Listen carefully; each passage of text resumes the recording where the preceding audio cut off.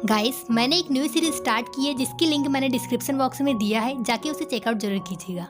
पिछले पार्ट में हमने देखा था कि हेंग और लुजिन आपस में फाइट कर रहे होते हैं, जिसमें डीमन एम्परर भी कूद पड़े थे और उन्हें रोकने की कोशिश कर रहे थे। वो इन दोनों की फाइट में अपने सोल्जर का नुकसान होते नहीं देख सकता। अब आगे तो इस एपिसोड की स्टार्टिंग में हम देखते हैं कि क्रॉप्स क्वीन उदास होकर बैठी थी क्योंकि लुजिन ने उसे दुष्ट डेमन कहा था। फिर वो सेन से पूछती है कि क्या मैं सही में दुष्ट हूँ? क्या मैंने कुछ बुरा किया है जिस कारण मुझे बुरा कहा जा रहा है? इस पर सेन कहता है कि माना कि तुम एक डीमन हो, इसका मतलब ये नहीं कि तुम बुरी हो। तुम यहाँ पर जुआनजू सिटी की रक्षा करने की कोशिश कर रही हो। तुम इस शहर में रहने वाले लाखों लोगों को बचाने की कोशिश कर रही हो। दूसरी तरफ उस लुजिन को देखो, उसे कोई फर्क नहीं पड़ रहा, चाहे सिटी नष्ट हो जाए या यहाँ पर रहने वाले लोग मर जाए। वह बस किसी भी तरह स्ट्रॉन्ग बनना चाहता है। अब इस मामले में उसे ही दुष्ट कहना चाहिए। वैसे तुमने कभी अपना नाम नहीं बताया। इस पर क्रॉप्स क्वीन अपना नाम यूता बताती है। इसके बाद सेन फिजी को समन करता है और उसे जुआनसू सिटी के चारों ओर एक एरे बनाने को कहता है। वहाँ लुजिन अकेले होने के बावजूद भी हेंग और डीमन एम्परर पर भारी पड़ रहा होता है। डीमन एम्परर हेंग से कहता है कि सुप्रीम एल्डर लुजिन हमसे बहुत स्ट्रॉन्ग है और वो हम पर भारी पड़ रहा है। अभी के लिए हमें हाथ मिला लेना चाहिए। इसको हराने के बाद तुम अपने रास्ते और मैं अपने रास्ते। हेंग भी इसके लिए मान जाता है। दोनों मिलकर लुजिन पर अटैक करने लगते हैं, जिस कारण लुजिन पीछे हट जाता है। अब दोनों के कंबाइन अटैक लुजिन पर भारी पड़ रहे थे, इसीलिए अब वो हेवनली गेट का यूज कर नकारा डेमन को समन कर लेता है और उसमें हेंग और डीमन एम्परर पर अटैक करने को कहता है। नकारा डीमन उन पर हमला करने लगता है, लेकिन वो दोनों नकारा डीमन के अटैक से आराम से बच रहे थे। इससे पहले कि लुजिन कोई और दूसरी चाल चले, हेंग और डीमन एम्परर अपने पावर को कंबाइन करके लुजिन पर हमला कर देते हैं।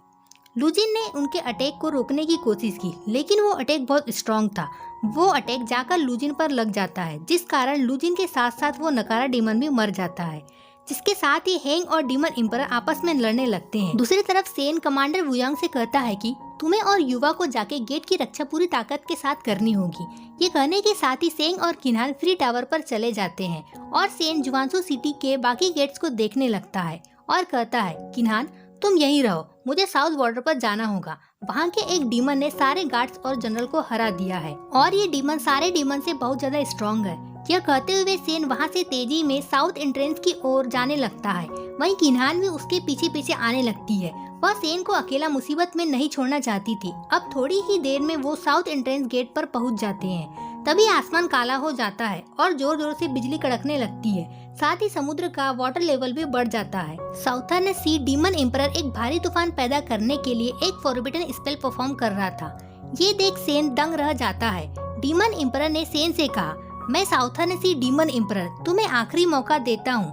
तुम जुआनसू सिटी लॉर्ड होने के नाते अगर नहीं चाहते कि तुम्हारे लोग सफर करे तो सरेंडर कर दो। इस पर सेन जवाब देता है, साउथर्न डीमन एम्परर तुम्हें क्या लगता है मैं अपना जुआनसू शहर इतनी आसानी से तुम्हें दे दूंगा? जब तक मैं जिंदा हूँ मेरे लोगों और मेरे शहर को कोई छू भी नहीं सकता और मैं उन्हें कुछ होने भी नहीं दूंगा। तभी अचानक से एक वाटर टोर्नेडो बनने लगता है क्योंकि डीमन एम्परर नाराज हो गया था। वो टोर्नेडो एंट्रेंस गेट की ओर तेजी से आ रहा होता है, जिससे एंट्रेंस गेट हिलने लगा। तभी सेन गोल्डन लॉक का इस्तेमाल कर टोर्नेडो को रोकने लगता है। वही किन्हान सेन के पास आने की कोशिश कर रही थी, लेकिन सेन उसे रोक देता है और उसे वहां से दूर जाने का कहता है क्योंकि सेन नहीं चाहता था कि किन्हान को चोट लग जाए। लेकिन किन्हान भी ठहरी ढीठ। वो सेन की तरफ जाने की कोशिश करने लगी। तभी वो टोर्नेडो एंट्रेंस गेट के करीब करीब पास ही आने लगा, जिससे गेट और तेजी से हिलने लगा और किन्हान गिर गई। यह देख सेन हवा में जाकर सारे टोर्नेडो को रोकने लगता है। सेन के लिए सभी टोर्नेडो को एक साथ रोक पाना थोड़ा मुश्किल था, इसलिए उसने 9 हेड ड्रैगन को समन किया। 9 हेड ड्रैगन आते ही गोल्डन लॉक के चारों ओर घूमने लगा और उस टोर्नेडो को पीछे भेजने लगा।